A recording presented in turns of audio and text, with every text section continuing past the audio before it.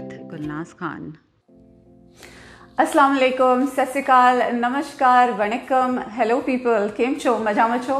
मैं हूँ गुलनाज खान और आप सुन रहे हैं दी गुलनाज खान शो। आज का शो थोड़ा सा अलग होगा पिछले शोज़ की बनिस्बत, क्योंकि आज के शो में मैं आपको कुछ अलग कर रही हूँ। और वो ये है कि जब भी हम लर्निंग और फिलॉसफी की बातें करते हैं तो सामने वाले लोग सो जाने लगते हैं, और मेरा मकसद यहाँ पर आपको बिल्कुल सुलाना नहीं है। इसीलिए आज मैंने थोड़ा सा अलग करने की कोशिश की है, और वो beauty with a purpose. Beauty with a purpose तो आपने सुना ही होगा, लेकिन मैं यहाँ पर आज आपको एंटरटेनमेंट विद अ पर्पस दूंगी। जब भी हम कोई मूवी देखते हैं, फॉर एग्जाम्पल अगर हम कोई एंटरटेनिंग मूवी देखते हैं और एट द सेम टाइम और एक हम डॉक्यूमेंट्री देखते हैं, कौन सी चीज़ हमें ज़्यादा याद रहती है? Of course the movie itself, unless the documentary का टॉपिक जो है आपके इंटरेस्ट का हो। समटाइम्स मुझे स्पोर्ट्स वगैरह में कोई इंटरेस्ट नहीं है, कार्स वगैरह में कोई इंटरेस्ट नहीं है, लेकिन जब मैं उस तरह की डॉक्यूमेंट्रीज देखती हूँ तो मैं कुछ भी I don't take anything back home, any lesson from the documentary. लेकिन वही चीज़ अगर मुझे मूवी में दिखाई दी or something, then I'll remember it. जब भी कहानियों में आपको चीज़ें सिखाई जाती हैं, then you will remember it forever. आपके दिल और दिमाग में ये बातें बहुत देर तक बैठ जाती हैं, and then you will be able to retrieve and reproduce it later in life. तो इसीलिए आज का शो मैं शुरू करूँगी एक कहानी के साथ, और कहानी है सुकरात की। सुकरात, जिसको अंग्रेजी में सॉक्रेटिस कहा जाता है। ग्रीक फिलोसोफर्स में अगर नाम किसी के आते हैं सबसे पहले तो it was Aristotle, Socrates and Plato. And Aristotle को उर्दू में अरास्तु कहते हैं, सॉक्रेटिस को सुकरात और प्लेटो को अफलातून। तो सुकरात की ये कहानी मैं आज आपको सुनाऊंगी। एक दिन सॉक्रेटिस नदी के बीच नहा रहे थे, और उन्हें नदी के उस पार, नदी किनारे से एक नौजवान की आवाज़ सुनाई दी। नौजवान पुकारने लगा, सॉक्रेटिस, सॉक्रेटिस, मैं आपको बहुत दिन से ढूंढ रहा था, बहुत टाइम से ढूंढ रहा था। आज मेरी किस्मत खुल गई है कि आप आज मुझे मिल गए हो। सॉक्रेटिस अपने नहाने में मग्न थे। वो बिल्कुल नौजवान की तरफ पलट कर देखना उन्होंने ज़रूरी नहीं समझा, लेकिन फिर भी नौजवान बोलता है। उसने कहा कि बहुत सालों से मैं एक चीज़ पाने की कोशिश कर रहा हूँ, और जब भी मैं कहीं गया हूँ उस चीज़ को पाने के लिए लोगों ने मुझे कहा कि उनके पास इस चीज़ का जवाब नहीं है। शायद तुम्हें सुकरात इस चीज़ का जवाब दे देंगे। तो इसीलिए मैं आपकी तलाश में निकल पड़ा। सुकरात फिर भी नहा रहे थे, और उन्होंने नौजवान की तरफ पलट कर भी नहीं देखा। और फिर नौजवान ने कहा, मेरा सवाल ये है कि मैं बहुत सालों से कुछ पाने की कोशिश कर रहा हूँ, लेकिन मुझे वो चीज़ मिलती ही नहीं है। हालांकि वो चीज़ बहुत आसान है, दूसरे सब लोगों को वो चीज़ मिल जाती है, लेकिन मुझे नहीं मिल रही। आप बताएं मैं क्या करूँ? तब सॉक्रेटिस ने पलट कर उसकी तरफ देखा और कहा, ठीक है, यहाँ तुम मेरे पास नदी के बीच मेरे करीब आ जाओ। और नौजवान बहुत खुश हो गया, और वो नदी किनारे से नदी के बीच पानी पर के अंदर चलते चलते सॉक्रेटिस तक पहुंच गया। जैसे कि नौजवान सॉक्रेटिस के करीब आया, सॉक्रेटिस ने उसको अपने गले से लगा लिया, और अगले ही सेकंड सॉक्रेटिस ने नौजवान का गला दबोचकर उसको पानी में डुबो दिया। नौजवान छटपटा गया, परेशान हो गया कि ये क्या हो रहा है। फिर उसने अपनी सारी शक्तियाँ, अपनी सारी ताकत, फिजिकल ताकत लगाकर सॉक्रेटिस का वापस हमला करने की कोशिश की, लेकिन सॉक्रेटिस तो थे बड़े बलवान, शक्तिमान और फिजिकली बहुत स्ट्रॉन्ग नौजवान से, तो नौजवान उनसे जीत ही नहीं पाया। तो फिर सॉक्रेटिस ने क्या किया? उसको और नीचे दबाने की कोशिश की। तब नौजवान ने सोचा कि ये क्या हो रहा है, अगर सिर्फ मैं अपनी फिजिकल ताकत इनके साथ यूज करूंगा तो फिर मैं तो कभी नहीं जीत पाऊंगा। इसीलिए मुझे अपने दिमाग में एक स्ट्रैटेजी बनानी है। तो वो अपने दिमाग में, अपने जहन में उसने एक स्ट्रैटेजी बनाना शुरू किया और उसी सेकेंड उसने सोचा अपनी फिजिकल स्ट्रेंथ और दिमाग की स्ट्रैटेजी से शायद मैं सोक्रेटिस को हरा लूँगा। और उसने फिर से एक कोशिश की सोक्रेटिस को हराने की, लेकिन फिर भी थोड़ा सा वो कामयाब हुआ, लेकिन फिर से वो पानी के अंदर ही रहा। तो उसने सोचा अब तो मेरा कुछ नहीं हो सकता, तो शायद अब मुझे सिर्फ रब को याद करना है। और उसने रब को हाजिर नाजिर मानते हुए सोक्रेटिस के साथ फिर से एक वार किया, अपनी फिजिकल स्ट्रेंथ और मेंटल स्ट्रैटेजी के साथ। और पता नहीं कैसे वो सोक्रेटिस से लड़कर पानी के बाहर आ गया और सोक्रेटिस ने फिर उसके ऊपर हमला नहीं किया। बहुत गुस्सा हुआ नौजवान सोक्रेटिस पर और कहा कि मैं इतनी दूर आपसे एक सवाल पूछने के लिए आया था और आप मेरी जान लेने की कोशिश कर रहे थे। कितने बुरे इंसान हैं आप। मैंने आपको क्या समझा था और आप क्या निकले। सोक्रेटिस ने कहा, मैं सिर्फ तुम्हारे सवाल का जवाब दे रहा था। देखो, जैसे कि मैंने तुम्हारी जान लेने की कोशिश की, तुमने क्या किया? अपनी physical strength, mental strength and रब को याद किया। इन सब चीज़ों के साथ, यानी कि अपनी माइंड, बॉडी एंड सोल तीनों को तुमने एक साथ अलाइन किया और मुझसे लड़ने की कोशिश की और तुम जीत गए। यही था तुम्हारा जवाब। दोस्तों, हम जब भी जिंदगी में कोई चीज़ में स्टक हो जाते हैं, व्हाट डू वी से? ये अब चीज़ मुझसे नहीं हो रही, let me give it up, क्योंकि ये हो ही नहीं रहा मुझसे, शायद ये चीज़ मेरी किस्मत में है ही नहीं। जब भी आप ये चीज़ करते हो, अपने आप से एक सवाल करें, क्या आपने अपनी जिस्मानी, रूहानी और जहनी ताकतों को अलाइन करके उस चीज़ को पाने की कोशिश की है? अगर आपने नहीं की है तो आप खुद से भी और खुदरत से भी दोनों से नाइंसाफ़ी कर रहे हो। क्यों? क्योंकि जब आपको कोई चीज़ नहीं मिलती, आप किस्मत और कुदरत को ही कोसते हैं, उसी को ब्लेम करते हैं। इसीलिए इट्स वेरी इंपॉर्टेंट कि आप सही तरीके से कोशिश करें चीज़ों को पाने की ज़िंदगी में, फिर उसके बाद गिव अप करें और फिर उसके बाद कहें कि हाँ, ये मेरी किस्मत में नहीं था। और जल्दी गिव अप नहीं करना है हमें, क्योंकि मैदान से हारा हुआ इंसान फिर भी जीत सकता है, लेकिन मन से हारा हुआ इंसान कभी नहीं जीत सकता। तो आज के इस शो में मैं आज आपको बताऊंगी how to set our goals in life and how to go about achieving those goals in our life. देखिए, प्रोग्राम का getting into the details of all this, मैं आप यहाँ पर 2 डिस्क्लेमर्स देना चाहूँगी। पहला डिस्क्लेमर ये है कि जब भी हम कोई चीज़ को पाने की कोशिश करते हैं, एक एग्जाम्पल मैंने दिया, बहुत जल्दी गिव अप कर देते हैं और बाज़ वक्त हम उसके इतना पीछे पड़ जाते हैं कि हमारा कोई वजूद ही नहीं बच जाता। आपके साथ कभी ऐसा हुआ है या आपने किसी को कभी ऐसा देखा है कि वो हर चीज़ को नेग्लेक्ट करके एक गोल के पीछे भाग रहे हैं? यस, ऐसा होता है। अपना फाउंडेशन कभी भी इंटैक्ट रखना बहुत ज़रूरी है। And what is your foundation? रोटी, कपड़ा, मकान, आपकी सेहत और आपके साथी सिर्फ आपके स्पाउस ही नहीं होते या आपके बॉयफ्रेंड गर्लफ्रेंड ही नहीं होते, आपकी औलाद, आपके माँ बाप, आपके वो चंद लोग जिस पर आप टिके होते हैं, वो लोग होते हैं। अगर इन सब को आप हलाकत में डाल के कोई गोल के पीछे जा रहे हैं तो ये बहुत बड़ी नाइंसाफ़ी होगी, क्योंकि जब आपको वो गोल मिलेगा और ये फाउंडेशन हिल जाएगा, तब आपको उस गोल की अहमियत ही नहीं रह जाएगी। तो इसलिए checking your foundation every time is very important before you go behind any गोल, अपना जी जान लगाकर कि फाउंडेशन इंटैक्ट है कि नहीं, वरना आपकी बिल्डिंग, आपके जिस्म की जो बिल्डिंग खड़ी है आपके फाउंडेशन पे, वो कभी भी गिर सकती है। That's why it's very important to check your foundation. Sometimes हमें पता ही नहीं चलता और हमारा फाउंडेशन हिल जाता है। एक सिंपल सा एग्जाम्पल आपको यहाँ पर देती हूँ मैं। When I was working in telecom, तो हमारी कंपनी में एक टीम हुआ करती थी which was called the drive test team. Drive test team का काम ये होता था कि They used to take the phone in the car and drive around the city.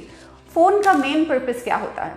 Phone का main purpose is actually making a call, और उसके ऊपर जो स्मार्टफोन्स का जो काम होते हैं वो होते हैं downloading the data, uploading the data, browsing, texting वगैरह वगैरह, राइट? तो ये लोग का काम ये होता था ड्राइव टेस्ट में कि इनको देखना होता था कि एक जगह से दूसरी जगह पर ये जब जाते हैं, जो उनका फ़ोन है जो it's in a call all the time, वो कॉल ड्रॉप नहीं हो, but at the same time they are browsing. तो ये अपना फ़ोन का जो RF सिग्नल है, फ़ोन का पावर है ड्यूरिंग द फ़ोन कॉल, वो चेक करते होते हैं वाइल ब्राउजिंग। जहाँ पर ब्राउजिंग बहुत ज़्यादा हो रही है और फ़ोन का सिग्नल वीक हो रहा है, वो ब्राउजिंग की लिमिट है। उसी तरह the foundation is like that phone call on a phone. हमको बार बार चेक करना है ज़िंदगी में चीज़ें, डेटा अपलोड डाउनलोड, वर्चुअल ज़िंदगी जो हम गुजार रहे हैं, वो सब करते हुए फाउंडेशन आपका नहीं हिलना है। जब भी हम कोई ऑर्गेनाइजेशन बनाते हैं, फॉर एग्जाम्पल, राइट, एक रूल्स के बेसिस पे बनता है ऑर्गेनाइजेशन, और आगे चल के हमारे पास कुछ और भी इश्यूज आते हैं that we have to make exceptions to the rules. ठीक है, जो ओरिजिनल रूल्स बनाए थे उनके लिए हम एक्सेप्शंस बनाते हैं, एंड क्या होता है, आगे चलते चलते चलते पता नहीं कब एक्सेप्शंस रूल्स बन जाते हैं और हम असल रूल्स भूल जाते हैं। इसीलिए as I said back again, मैं फिर से कहती हूँ कि फाउंडेशन को हमारे संभाल के रखना बहुत ज़रूरी है। ये था पहला डिस्क्लेमर। दूसरा डिस्क्लेमर, जब हम गोल्स को पाने की कोशिश करते हैं, we worry so much about the outcome that we forget to enjoy the experience of the goal. दो चीज़ें होती हैं यहाँ पे आउटकम के बारे में जब आप बहुत वरी करते हो। एक तो you don't enjoy the experience, and जब वो चीज़ आपको नहीं मिलती है आप हद से ज़्यादा मायूसी में चले जाते हो। इसीलिए it's good and healthy to take the experience and enjoy it instead of worrying about the outcome. कई बार ऐसा होता है कि when you're worrying about the outcome और वो चीज़ आपको नहीं मिलती, as I said, आप बहुत मायूस हो जाते हो। But always remember, मेरी ज़िंदगी का ये फंडा है, any situation that comes in your life, the learning, the joy of learning from the situation should always be way more, and it is always way more than grief of the loss from the situation. Unless a death is involved. I have not able to master that thing yet, तो मैं आपको वो हर चीज़ preach नहीं कर सकती जो मैं खुद नहीं कर सकती. So these are the two disclaimers before we move on to how to achieve goals in our life. ये mind, body and soul क्या है? किसी को मैं ये कहानी इससे पहले मैंने सुनाई थी, तो उन्होंने मुझसे कहा ये माइंड, बॉडी एंड सोल क्या है और इसको अलाइन कैसे करते हैं, थोड़ा इसको समझा दीजिएगा। मैंने कहा दुआ, दवा और कोशिश। माइंड, बॉडी एंड सोल का ट्रांसलेशन मेरी ज़िंदगी की डायरी में इट्स दुआ, दवा और कोशिश। उन्होंने कहा ये कैसा ट्रांसलेशन है? तो फिर मैंने उन्हें एक छोटी सी कहानी सुनाई, या हाइपोथेटिकल कहानी। एक बच्चे को जब बुखार आता है क्या होता है? आप पहली चीज़ उसके साथ क्या करते हो? उसका बुखार कम करने की कोशिश करते हो ठंडे पानी की पट्टियां डालकर उसके सर पे। ठीक है, ये थी आपकी फिजिकल कोशिश, यहाँ हो गई आपकी कोशिश। फिर भी अगर बुखार कम नहीं होता तो आप क्या करते हो? फिर आप उसको एक डॉक्टर के पास लेके जाते हो और डॉक्टर उसको दवा देता है, और डॉक्टर दिमाग में अपने एक स्ट्रैटेजी बनाता है कि बच्चा क्या उम्र का है, इसको कितना डोज देना चाहिए, कितने डोज से इसका बुखार ठीक होगा। वहां पर उसको दवा मिल जाती है by getting a strategy, alright. और फिर भी ये जब चीजें काम नहीं करती तो हम क्या करते हैं? रब के सामने घुटने टेक देते हैं, और वहां आती है आपकी दुआ। तो कोई भी चीज़ को पाने के लिए फिजिकल कोशिश यानी कि योर बॉडी, मेंटल स्ट्रैटेजी यानी कि दवा, and your soul connection to the universe यानी कि दुआ बहुत ज़रूरी है।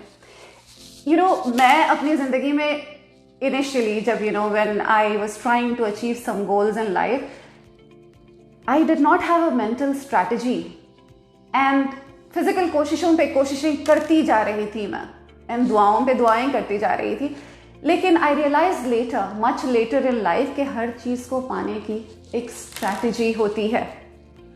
देखिए, अब कोई एग्ज़ाम ही क्रैक कर रहे हो आप, MCAT हो गया, GRE हो गया, या SAT का एग्ज़ाम हो गया। एग्जाम्पल, आप सोचेंगे चलो मेरा दोस्त जो है ये MCAT का एग्ज़ाम या GRE का एग्ज़ाम या SAT का एग्ज़ाम बुक्स ये पढ़ के इसने इस तरीके से दिया, चलो मैं भी एग्जैक्टली वही स्ट्रैटेजी अपना लूँगा और मैं भी उतने ही मार्क्स से पास हो जाऊँगा।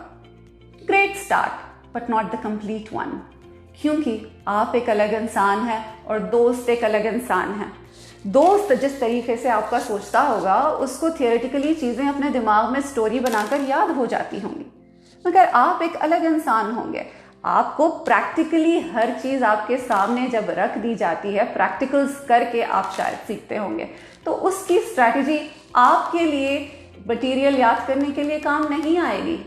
मटेरियल क्या क्या है वो उससे आपको देखना है, उससे अपनाना है स्ट्रैटेजी, लेकिन आपको कैसे सूट करता है उस तरीके से आपको स्ट्रैटेजी अपने ऊपर अप्लाई करना है।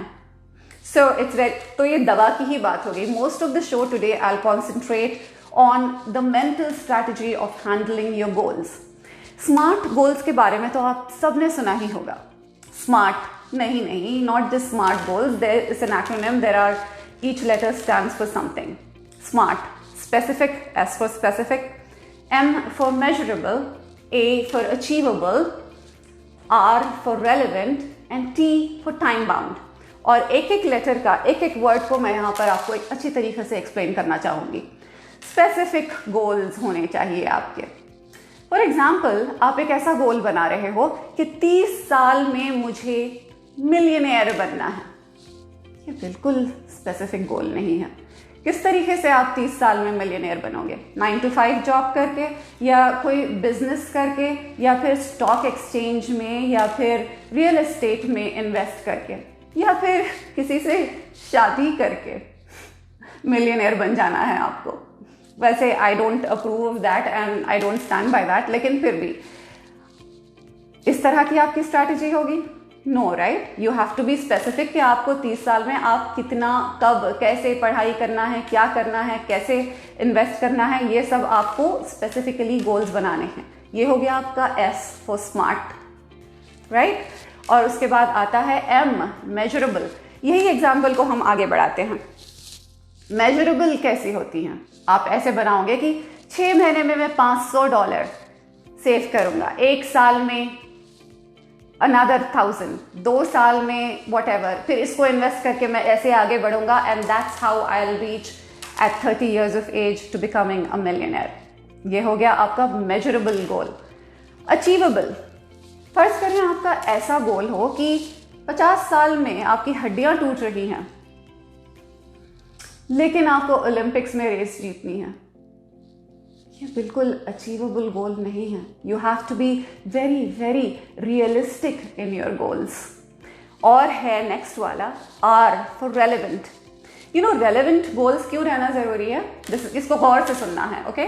Relevant goals, you know, Bharatanatyam dance हुआ करता था बैक इन इंडिया। 7 साल आप इसके डांस में आप सीखते हो और उसके बाद आपको जाके मास्टर्स डिग्री होती है आफ्टर एन अरंगेतम परफॉर्मेंस। जब मेरी दोस्तें सीख रही थी, you know, when they were little kids, उस वक्त ये होता था कि they didn't get to perform 2-3 साल तक, and many of them, you know, got discourage कि पता नहीं हम सीख रहे हैं कि नहीं, या what ever, and they dropped out. लेकिन अब जो भरतनाट्यम के जो क्लासेस होते हैं, मेरे दोस्तों के बच्चे यहाँ पर जाते हैं, यू नो, एवरी 6 months उनको परफॉर्मेंस किया जाता है बच्चों को, and parents also get that satisfaction कि जो हम टाइम, एनर्जी और पैसा बच्चों के पीछे लगा रहे हैं, इट्स शोइंग, रिजल्ट बेस्ड है। I am able to see it, relevant and result based, they are able to see the results. So it's very important कि आपको, यू नो, रिजल्ट्स, मोटिवेशन मिलता रहे। फर्ज करें एक ऑर्गेनाइजेशन है या फिर एक स्कूल ही ले लें, वहाँ पर एक बच्चे को, यू नो, सबको चॉकलेट दी जा रही है, उनका नाम लिखकर सबको चॉकलेट दी जा रही है, लेकिन एक बच्चे को चॉकलेट नहीं दी जा रही, ठीक है? सब बच्चों की पिक्चर ली जा रही है, लेकिन एक बच्चे की पिक्चर नहीं ली जा रही। सब बच्चे जब कुछ लिखते हैं तो उनका आर्टिकल शेयर हो रहा है, लेकिन एक बच्चे का आर्टिकल शेयर नहीं हो रहा। ऐसा लगता है कि जैसे एक या दो बार हुआ तो दिमाग का खलल हो सकता है, लेकिन बार बार जब वो चीज़ें होने लगे तो आपको ये लगता है कि पर्पस किया जा रहा है, ये on purpose. So it's very important कि कोई भी गोल में जब आप हैं तो either there should be material reciprocation और अप्रिसिएशनल रेसिप्रोकेशन, या फिर इंक्लूजन। फर्स्ट करें आप कोई वॉलंटरी काम कर रहे हो तो you don't expect material reciprocation, या फिर आपका दिल बहुत बड़ा है और आप अप्रिसिएशनल रेसिप्रोकेशन भी नहीं चाह रहे या नहीं देख रहे उसके लिए, नहीं भी मिल रहा तो ठीक है आपके लिए। लेकिन अगर आपके पास इंक्लूजन भी नहीं है तो आप उस गोल के साथ कैसे रहोगे? इवेंचुअली आप उस गोल को छोड़ दोगे, right? And now after the relevant and result base, what comes next? What comes next is time bound. Her cheese you have to have एक चीज़ सामने के 6 महीने में आपको ये मिल जाना चाहिए, या रियलिस्टिक होकर कभी कभी कहते हैं हम 2 महीने में हो जाएगा, वरना नहीं होगा तो we get dejected and leave it. No, there has to be time associated with everything. और एक interesting point after the SMART goal definition is, कई बार जिंदगी में हम चीज़ें दूसरों को देखकर करते हैं। दूसरों को देखकर इंस्पायर होकर करना is a great thing, is amazing, but दूसरों के कंपटीशन में आके चीजें करना is the worst thing ever. क्योंकि ऐसा होता है कि आप उनके कंपटीशन में चीजें कर लेते हो, उनका गोल अपना गोल बना लेते हो और आप बहुत मेहनत करते हो उनसे आगे निकलने के लिए, और आप उनसे आगे भी निकल जाते हो। और जब आप अपनी मंजिल पर पहुंचते हो, यू गेट दिस फीलिंग, मैं यहाँ पर क्यों हूँ, क्या कर रहा हूँ? This is what happens in mid life crisis भी जिसको कहा जाता है। So doing things from inspiration from others is great. For example जैसे जब मैं अपना इंजीनियरिंग कर रही थी या मास्टर्स कर रही थी, सब ने इंजीनियरिंग कर ली तो हमने भी कर ली, सब ने मास्टर्स कर लिया तो हमने भी कर लिया, सब अमेरिका आ गया तो हम भी आ गए। नॉट जस्ट मी, सबका एक जनरली ऐसा ही होता है, पढ़ाई हो या रिश्ते बनाना हो, we all just do that all the time in our life, दूसरों को देखकर। पढ़ाई नेवर गोज अ वेस्ट, क्योंकि आपके साथ नॉलेज हमेशा रहती है। नागेश कुकुनूर का मैं एग्जाम्पल दूंगी। नागेश कुकुनूर जो इंडिया के एक प्रोड्यूसर हैं, he was a chemical engineer. वो यूएस आए, उन्होंने मास्टर्स किया, अपनी इंजीनियरिंग डिग्री से बहुत पैसा कमाया, और उस पैसे को कहाँ लगाया? He went to a film producing school और वहाँ पे फिल्म प्रोडक्शन सीखा, और उसके बाद जाकर ही बिकेम अ प्रोड्यूसर। सो सी, पढ़ाई में कंपटीशन कर लें आप, आगे बढ़ जाएं, इट डजंट हार्म यू। लेकिन जब हम रिश्ते बनाते हैं दूसरों को देखकर कि चलो इनकी 25 में लड़की की शादी हो गई या 21 में हो गई तो मेरी भी यही एज तक हो जानी चाहिए, या लड़का कहता है कि मेरी 30 में शादी होनी है, उनकी हो गई तो मेरी भी यही लिमिट है और मैं जो भी आया डेस्परेट होके शादी कर लूँ। रिश्ते जब हम बनाते हैं, they can get to a point of no return. इसीलिए इट्स वेरी इंपॉर्टेंट कि डेस्परेशन में चीज़ें अपनी ज़िंदगी में ना करें। सो ये एक पॉइंट था। And the other point I was thinking was, आज मैं दवा पे ही कॉन्सेंट्रेट कर रही हूँ, मेंटल स्ट्रैटेजी पे ही। The other point I was thinking about was need based goals. Sometimes जब आपकी नीड बेस्ड गोल्स होती हैं, जैसे कि रोटी कपड़ा मकान एज आई सेड, या फिर लिखना इज माई नीड। मैं जब से आई वॉज अ टीनेजर तब से मैं लिख रही हूँ, और इट्स माई नीड। जब तक मैं लिखती नहीं, जब तक मुझे चैन नहीं आता, what ever is going on in my mind. तो इसलिए इट्स वेरी इंपॉर्टेंट कि हम नीड बेस्ड गोल्स जो हैं वो हो ही जाते हैं, मोटिवेशन उसमें कैसे भी आ ही जाता है। लेकिन जो वांट बेस्ड गोल्स होते हैं उसमें हम मोटिवेशन कैसे रखें? कभी होता है कि चलो आराम से ये कर लेते हैं, खुशी हो जाती है, फिर उसके बाद we give up on it. और हम बाज़ वक्त इतना प्रोक्रेस्टिनेट करते हैं, इतनी प्लानिंग करते हैं before getting on to starting a project that we lose interest in it, कि पूरा एनर्जी वहीं पे चली जाती है कि प्लान एग्जीक्यूट करने के लिए हमारे पास ना एनर्जी होती है, ना टाइम होता है। कई बार मैं बिस्तर पर लेटे लेटे ये सोचती हूँ कि चलो आज खाना क्या बनाऊंगी, और एक दिमाग में बहुत अच्छी सी डिश बनाने का सोचती हूँ, फिर उठती हूँ मैं बिस्तर से और जाकर देखती हूँ कि फ्रिज में वो इंग्रेडिएंट्स है ही नहीं। और जब मैं फ्रिज से वो इंग्रेडिएंट्स निकालती हूँ तो देखती हूँ कि अरे चलो कुछ और बना लेते हैं। गेस व्हाट, जो मैंने ओरिजिनल प्लान किया था उससे भी बेहतर डिश बन जाती है।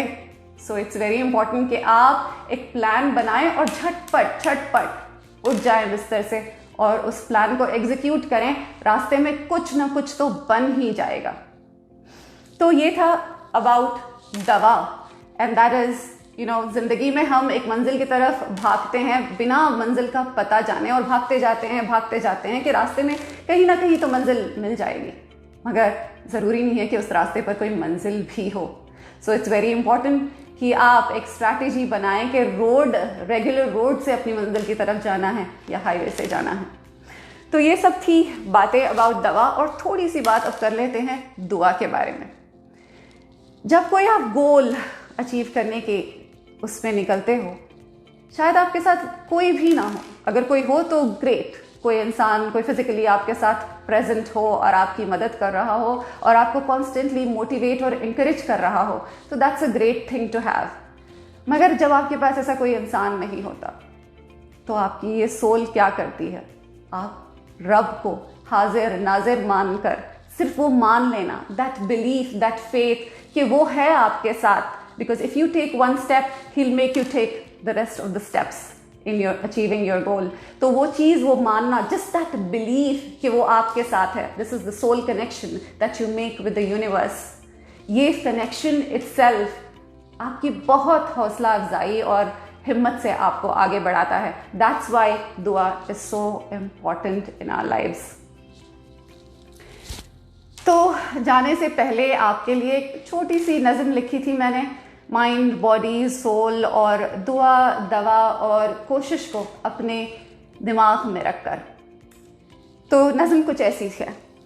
तोड़ डालो अपनी नाशुक्री आदतों को तुम, तोड़ डालो अपनी नाशुक्री आदतों को तुम, पालो रब की बेपनाह नेमतों को तुम, खोल डालो अपना जिगर दुआओं से तुम, खोल डालो अपना जिगर दुआओं से तुम, और पालो उसकी बेपनाह रहमतों को तुम।